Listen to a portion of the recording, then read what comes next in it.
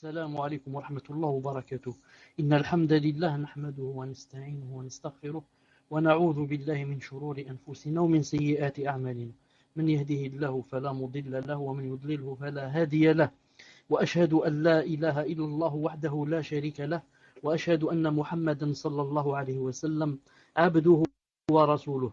يا أيها الذين آمنوا اتقوا الله حق تقاته ولا تموتن إلا وأنتم مسلمون.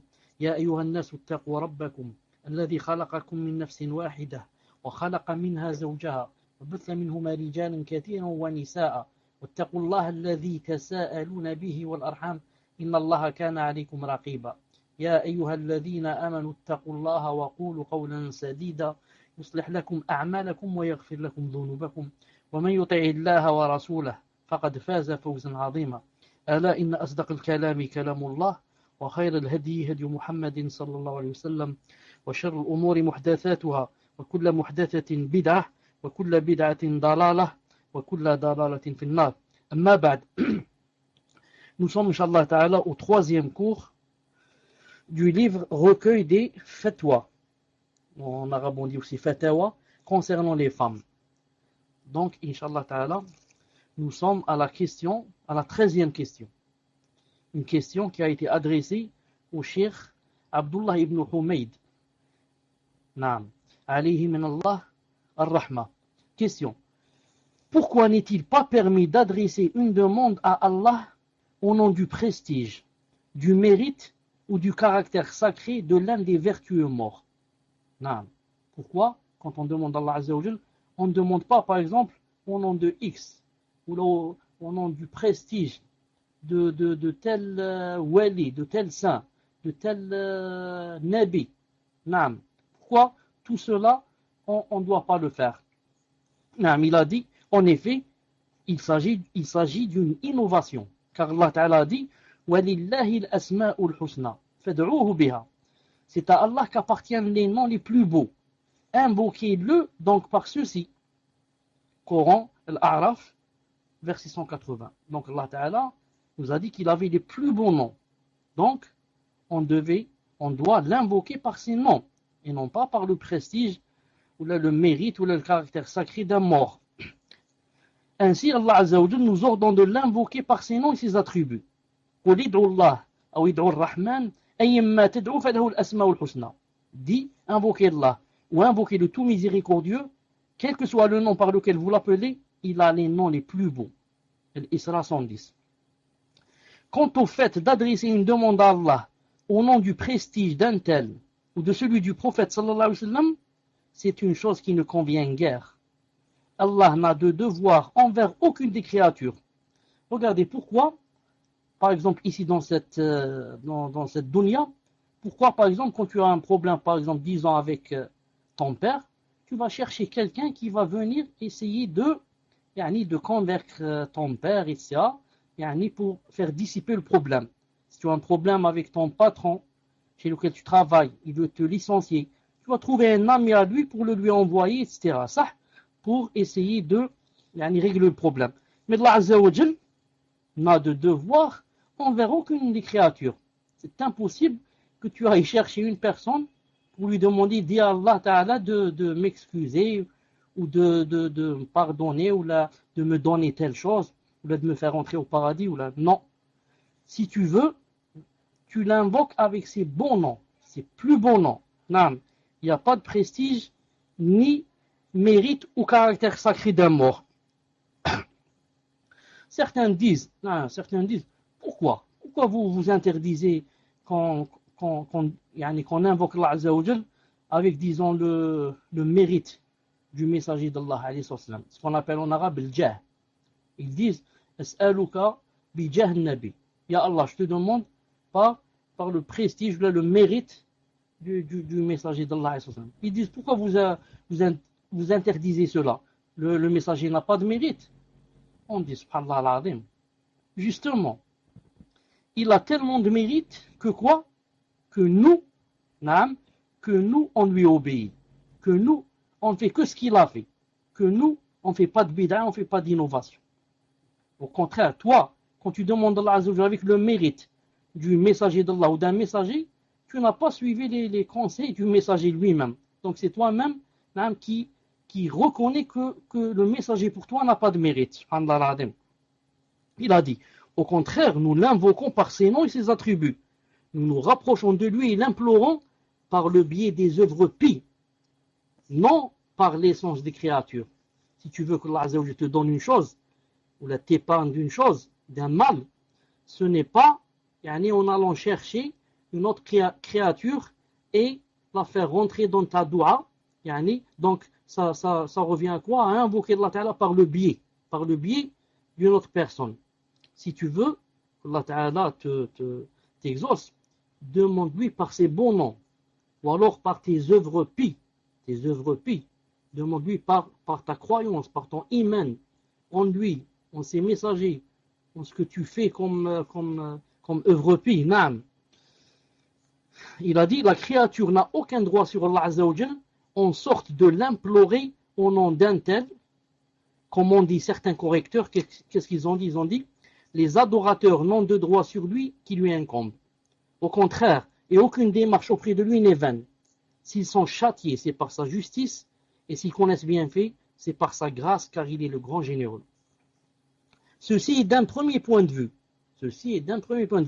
D'un autre point de vue, si l'on tient compte des invocations du prophète sallallahu alayhi wa sallam et de celles de ses compagnons radiyallahu ta'ala anhum, il serait impossible de trouver que le prophète sallallahu alayhi wa sallam l'ait imploré au nom du mérite d'un prophète avant lui ou d'un mérite d'un vertueux avant lui. Il n'est pas possible non plus de trouver quelqu'un parmi les compagnons radiyallahu ta'ala anhum qui implorait Allah au nom du mérite de leur prophète alayhi salam, ou celui de Abu Bakr radiyallahu ta'ala anhu, ou d'un autre, malgré que Abu Bakr radiyallahu ta'ala anhu était le meilleur d'entre cette communauté après son prophète sallallahu alayhi wa sallam. Naam, ils invoquaient Allah Azza wa Jal par ses noms et ses attributs. Ils l'imploraient par sa majesté, son omnipotence, et l'imploraient par le fait qu'il soit le seul, l'unique, celui qui n'a pas engendré et qui n'a pas été engendré, dont nul n'est légal. Il n'a jamais été rapporté les compagnons, qu'ils aient dit, nous t'implorons par la sainteté de ton prophète, ou bien nous t'implorons par le prestige de ton prophète, ou encore nous t'implorons par la grandeur de ton prophète, ou le prestige de Adam, ou la bénédiction de Abu Bakr, ou bien nous t'implorons par la bénédiction de Ali ibn Abi Talib, ou son prestige, et moi j'ajoute, ou bien Hassan, ou bien Hussein, et comme ça. Il a dit, tout ceci ne convient guère. Allah Azza wa Jal n'a absolument de devoir envers quiconque. C'est pourquoi le prophète alayhi salam dit à Ibn Abbas, qu'est-ce qu'il lui a dit? Il lui a dit, Ida sa'alta fas'alillah, wa ida sta'anta fasta'in billah. Si tu demandes, demande à Allah, et si tu cherches protection, cherche-la auprès d'Allah Azza wa Jal. Naam. Hadith sahih rapporté par Tirmidhi, numéro 2516. Et dans le hadith concernant la fausse accusation, quand on a calomnié notre mère Aïcha radiyallahu ta'ala anha, Abu Bakr alors ordonna à Aïcha, qu'est-ce qu'il lui a dit? Il lui a dit, lève-toi et remercie le prophète. Lève-toi et remercie le prophète. Quand est-ce? Quand Allah Azza wa Jalla a fait descendre les versets dans sa sourate Nour, montrant qu'elle était la plus pure, et que ceux qui ont parlé d'elle n'ont fait que la calomnie et le grand châtiment qui les attend.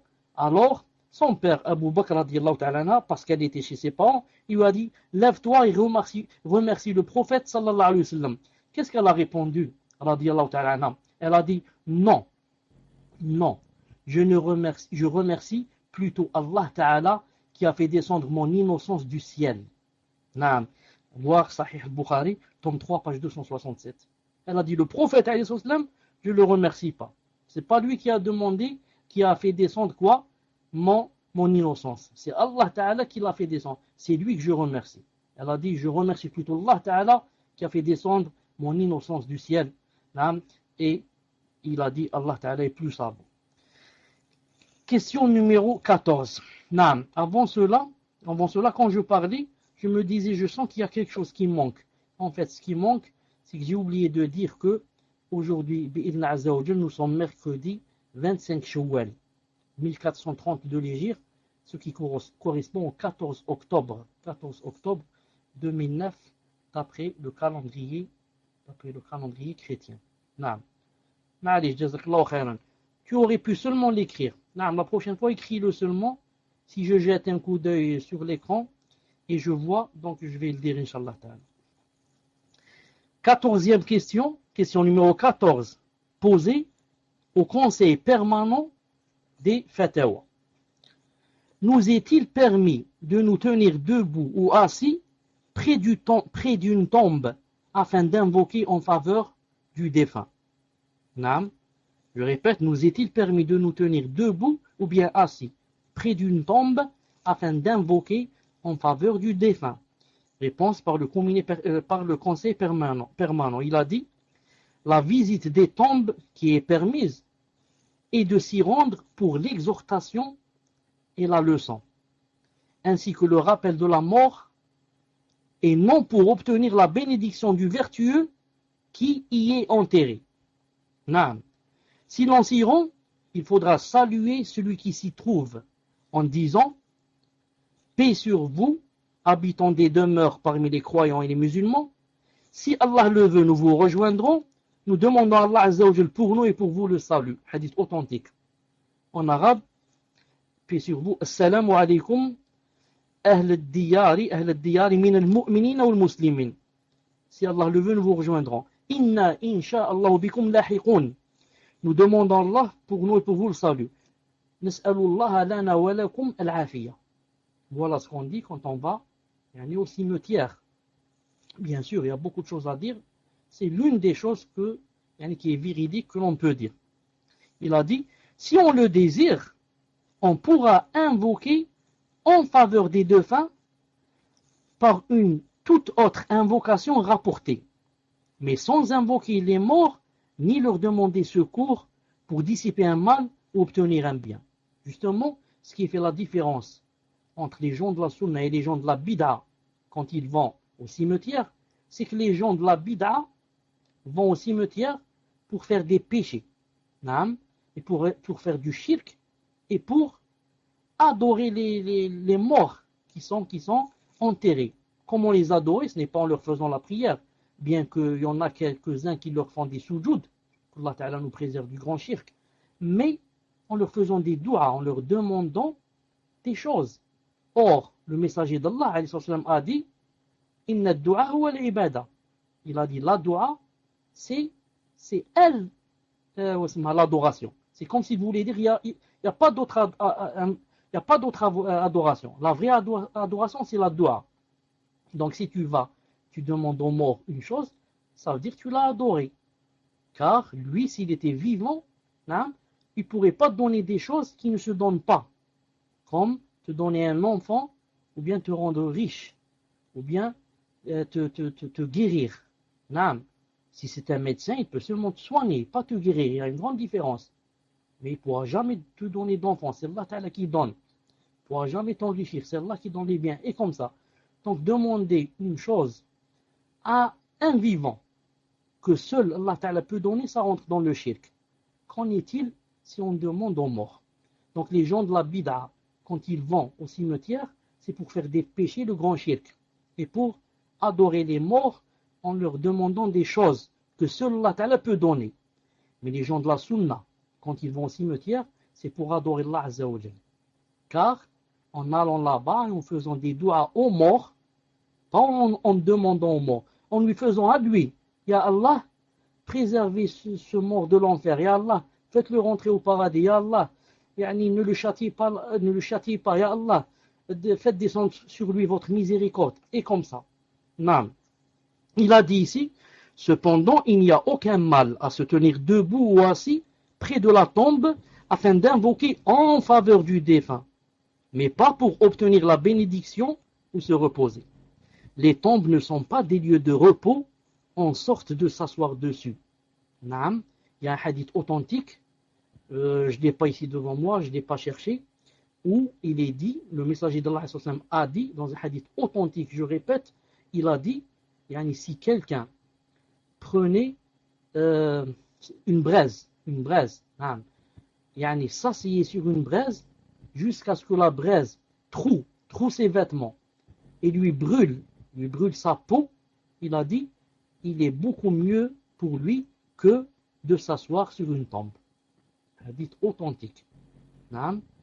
Si on te disait, qu'est-ce que tu préfères? Tu t'assois sur la tombe, naam, ou bien on va te poser une braise, tu vas t'asseoir sur la braise. Dis, donnez-moi la braise, je m'assois dessus. Ma'alish, je vais avoir mal, je vais crier, je vais à l'hôpital, je vais me soigner, mais je ne m'assois pas sur la tombe. Qu'en est-il pour ceux et celles, surtout celles, qui s'assoient sur les tombes et commencent à discuter sur la dunya? Maintenant, c'est interdit de s'asseoir sur la tombe pour faire des douas, pour faire des adorations, c'est interdit. Qu'en est-il pour celles, surtout celles qui s'assoient sur la tombe pour parler de mariage et de vente et de films et de je ne sais plus quoi et de prétendants? Qu'Allah Ta'ala nous en préserve. Il a dit, il est prescrit, c'est-à-dire c'est permis de se tenir debout près de la tombe après l'enterrement afin d'invoquer en faveur du mort pour qu'il soit affermi et pardonné. Selon ce qui est rapporté du prophète alayhi salam, lorsqu'il terminait un enterrement, il se tenait debout et disait Istaghfiru li akhikum wa salu lahu at-tathbit fa innahu al-ana yus'al. Hadith authentique. Donc le messager d'Allah sallallahu alayhi wa sallam avait dans son habitude sa sunna que quand on enterrait un mort, qu'est-ce qu'il disait? Dès qu'il attendait qu'on jette la dernière, disons, poignée de terre sur le mort, maintenant que là, on ne va plus jeter sur lui, il regardait comme ça, ses compagnons leur disaient, demandez à Allah subhanahu wa ta'ala qu'il raffermisse votre mort, votre frère. Pourquoi? Parce que maintenant, il est en train d'être questionné. Vous savez, quand on met le mort dans sa tombe, et on commence à jeter la terre sur lui, dès qu'on arrête de jeter la dernière poignée, il se trouve assis devant Nakir ou Munkar, devant lesquels il doit répondre aux 3 questions que tout le monde connaît. Maintenant, on rentre dans le chapitre la purification, les ablutions et le lavage rituel. Qu'Allah Azza wa Jal nous apprenne notre din et nous aide à l'appliquer. Question numéro 15, posée au Cheikh Ibn Uthaymin, alayhi rahmatullah. On lui a dit, peut-on purifier une impureté sans eau? Et la vapeur dégagée par un instrument à vapeur est-elle purificatrice? Je répète, peut-on purifier une impureté sans eau? Et ensuite, et la vapeur dégagée par un instrument à vapeur est-elle purificatrice? Instrument à vapeur, disons, je crois, Allah alam, comme le dégraissage. Le dégraissage, quand on emmène nos vêtements, il ne lave pas avec de l'eau, mais avec quelque chose, disons avec de la vapeur. Entre parenthèses, il y a des gens qui disent je ne vais pas chez le dégraissage parce que mes vêtements vont se mélanger avec les vêtements des kuffars. Et les kuffars, leurs vêtements, peut-être qu'ils sont impurs à cause des saletés et des souillures qu'il y a sur eux. Alors je ne prends pas mes vêtements là-bas. Les savants ont dit, il n'y a aucun mal à ce que tu prennes tes vêtements au dégraissage, car, comme vous le savez, c'est à sec. Ce n'est pas mouillé, mais c'est à sec. Non. Réponse. Dissiper, c'est-à-dire enlever une impureté, n'est pas un acte dans lequel l'adoration est recherchée. C'est-à-dire qu'il ne s'agit pas d'une adoration voulue. En fait, dissiper l'impureté consiste à se débarrasser d'une entité sale et impure. Donc, toute chose permettant de faire disparaître l'impureté, celle-ci se dissipant réellement et dont la trace s'efface, alors cette chose lui est purificatrice. Que cela soit à l'aide de l'eau ou d'essence ou tout autre agent nettoyant. Dès lors que l'impureté disparaît à l'aide de quoi que ce soit, cela sera considéré comme en étant une purification. Selon l'avis prépondérant choisi par Cheikh l'Islam Ibn Taymiyyah, si celle-ci, l'impureté, disparaît grâce au soleil et au vent, l'endroit sera purifié. Car, comme il a été dit, là où toute entité sale et impure se trouve, le lieu en est impur, mais si elle disparaît, ce lieu retrouvera son état d'origine, c'est-à-dire sa pureté. Donc tout ce qui permet de faire disparaître l'entité impure et sa trace, entre parenthèses, si ce n'est qu'on fermera les yeux sur la couleur que l'on n'arrive pas à enlever, donc cela sera un purificateur. En tenant compte de cela, nous disons, si la vapeur dégagée par un instrument à vapeur permet de faire disparaître l'impureté, cela sera purificateur. Non. Donc ce que vous devez savoir ici, c'est très important, c'est que quand quelqu'un a une impureté, par exemple, sur son vêtement, il a par exemple de l'urine sur son vêtement, ou bien des traces de sang, de menstrues, par exemple, sur les vêtements. Le fait de les enlever, ça ne nécessite pas que ça soit spécialement de l'eau. Le muhim quoi? Le muhim que cette impureté parte. C'est pour ça que Aïcha radiallahu ta'ala anha, des fois, qu'est-ce qu'elle faisait? Avec son ongle, avec ses ongles, elle essayait d'enlever la chose. Donc maintenant que ça soit de l'eau, ou que ça soit de l'essence, ou que ça soit du thé, ou que ça soit un jus, ou que ça soit un muhim, quand je regarde après, à l'endroit où il y avait la souillure, je ne la trouve plus. Non. Même le soleil, s'il y a un endroit, quelqu'un par exemple a uriné dans un endroit, sous un arbre. C'est interdit sous un arbre, bien sûr, il est même maudit. Ensuite, le soleil et le vent. Et le vent, ils ont desséché cette impureté. Maintenant, si je vais là-bas, je ne trouve plus cette impureté, elle est partie. Le vent et le soleil. Donc, cet endroit est redevenu pur, bi'idhni azza wa jalla. Donc, la souillure, le fait de l'enlever, le geste pour l'enlever n'est pas un geste d'adoration. C'est-à-dire, c'est pas je fais la niya et c'est pour Allah et je vais enlever. C'est-à-dire, même si je viens et je trouve que quelqu'un l'a enlevé à ma place, alhamdoulilah, l'essentiel quoi? La souillure n'existe plus. Mon fils l'a enlevé, ou là mon mari, ou là le soleil, ou là le vent, ou là le muhim, elle n'existe plus. Non. Voilà ce qu'a voulu dire l'auteur. Il a dit bien sûr que le dégraissage, donc, s'il enlève la souillure, donc c'est valable, Inch'Allah. Question numéro 16, posée au Cheikh Ibn Uthaymin, alayhi rahmatullah. Il a dit, question du jugement relatif à l'urine du nourrisson touchant le vêtement. Si l'urine du nourrisson touche le vêtement, qu'en est-il? Réponse. Ce qui est juste à ce propos est que l'urine du garçon qui allait est d'une impureté légère. Il suffit pour la purifier d'éparpiller de l'eau, c'est-à-dire que la zone soit couverte d'eau sans frotter ni essorer. Cela est rapporté du prophète alayhi salam, à qui on amena un jeune bébé qu'il posa sur ses genoux, qui lui urina dessus. Il demanda de l'eau et on couvrit la zone sans la laver. Quant à la fille, il faut obligatoirement laver son urine, car la règle première est que l'urine est impure. Il incombe donc de la laver. Toutefois, l'exception est faite pour le petit garçon, vu ce qu'indique la sunna à ce sujet. Bien sûr, Inch'Allah Ta'ala, tout le monde sait qu'il y a un hadith authentique. On l'a cité plusieurs fois. Et toutes les femmes devraient connaître ce hadith, bien sûr, car ça se rapporte beaucoup plus à la femme qu'à l'homme, où il est dit que, si on a un bébé, ensuite il a uriné sur nous, qu'est-ce qu'on doit voir?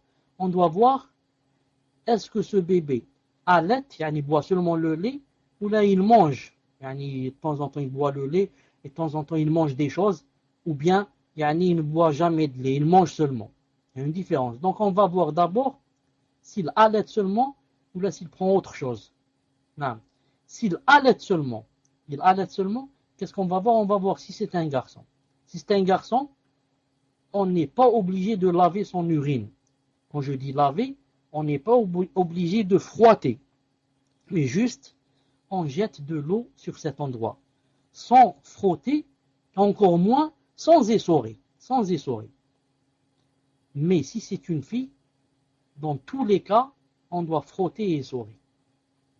Donc je résume la règle. Qu'est-ce qu'elle dit? La règle, elle dit on va voir d'abord ce bébé.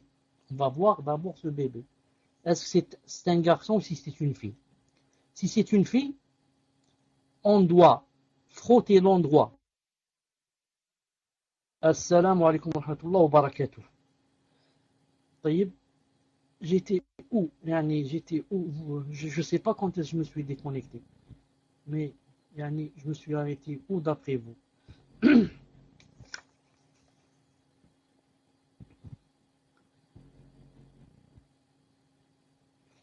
Donc j'attends votre réponse, Inch'Allah. Donc je répète, Inch'Allah Ta'ala, je résume. Je résume et je continue. Je disais, quant à l'urine du bébé, on va voir celui qui a uriné, c'est une fille ou bien c'est un garçon. Si c'est une fille, on doit laver l'endroit, le frotter et l'essorer. C'est-à-dire jeter de l'eau sur l'endroit, ensuite le frotter avec les mains et essorer l'endroit. Pas tout le vêtement, l'endroit c'est tout. Si c'est une fille. Si c'est un garçon, qu'est-ce qu'on va voir? On va voir, est-ce que ce garçon allait, boit seulement le lait, ou bien il prend autre chose avec le lait, il mange. Si seulement il allait, dans ce cas, qu'est-ce qu'on fait? On jette seulement de l'eau sur l'endroit où il a uriné, et on ne frotte pas, et on n'essore pas. Mais si c'est quelqu'un qui avec le lait mange, ou bien qui mange seulement et n'allait pas, dans ce cas, c'est comme je vous ai dit, c'est comme l'urine de la fille, c'est-à-dire on essore, on frotte et on essore. Certains, comme j'ai dit tout à l'heure, on dit pourquoi il y a cette différence. Certains savants ont répondu que sur le point physiologique, ce n'était pas la même chose, sur le point physiologique. Et certains d'autres ont dit, il y a une hikmah en cela, une sagesse, Allah Ta'ala alam, c'est quoi? Vous savez que les Arabes sur lesquels est descendu le Coran, les Arabes préféraient beaucoup le garçon à la fille, au point même où, avant l'islam, ils ont tiré la fille vivante. Allah Ta'ala nous en préserve. Donc, même après l'islam, ils sont restés toujours avec quoi? Avec cette chose dans le cœur que le garçon est mieux que la fille. C'est pour ça que l'islam est venu pour demander qu'il y ait une justice et que les choses soient équitables entre garçons et filles. Il ne faut pas